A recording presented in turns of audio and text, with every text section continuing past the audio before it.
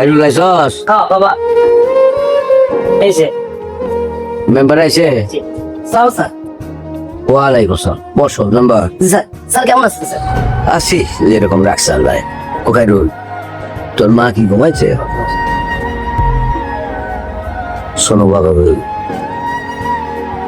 গুরুত্বপূর্ণ বিষয়ে কথা বলার জন্য তোমাকে ডাকছি। তোমাকে খোলাসা করেই বলি, এই বাড়িটা পুনরায় বন্ধক নিয়ে তুমি আমার 40 লাখ টাকা দাও। 40 লাখ টাকা দিয়ে কি করবেন? আবার কি শহীদকে দিবেন? না, বিষয়টা একটু গোপনীয়। তোমার চাষির একটা কঠিন অসুখ হয়েছে, ব্রেনে অপারেশন করা লাগবে, মেলা টাকার দরকার। 25-30 লাখ টাকা তো লাগবেই। তারপরে যদি ভালো হয় তো ভালো, আর যদি ভালো না হয় তাহলে তো আল্লাহ যা করে তাই হবে। বিষয়টা তোমার চাচি নিজে জানে না, তাকে বলা হয় নাই। আর আমি তোমারে অনুরোধ করব, এই বিষয়টা গ্রামে আর কারোর সাথে তুমি যা আলাপ না করো। তাহলে স্যার আপনি শহীদকে বলেন, শহীদের তখন বেশ ভালো টাকা পয়সা হয়েছে। বাবাজি, পুরুষ মানুষ কখন তার নিজের বাড়ি বন্ধক দেয় এই বিষয়টা তুমি বোঝো না? খোলাসা করে বলতে হবে।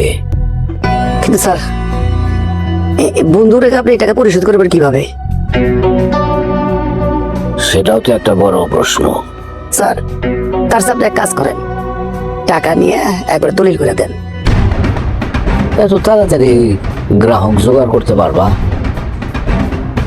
না মানে ঘটনা হয়েছে যে আপনার যত সমস্যা, আপনার আপত্তি না থাকলে আমি নিতে পারি।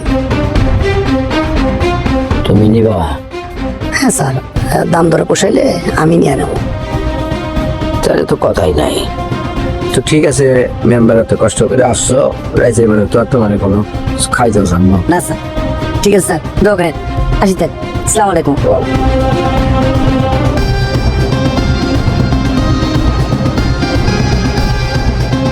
বাবা কি করবো তাহলে? কি করবি তুই নিজেই কর, কি করা যায়? বিক্রি করা ছাড়া তো আর কোনো উপায় আমি দেখতেছি না।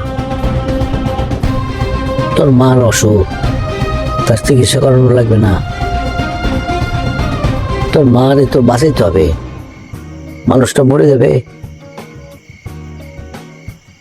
তোর মা যদি বাইসেই না থাকে তাহলে এই বাড়ি ঘর দিয়ে কি হবে?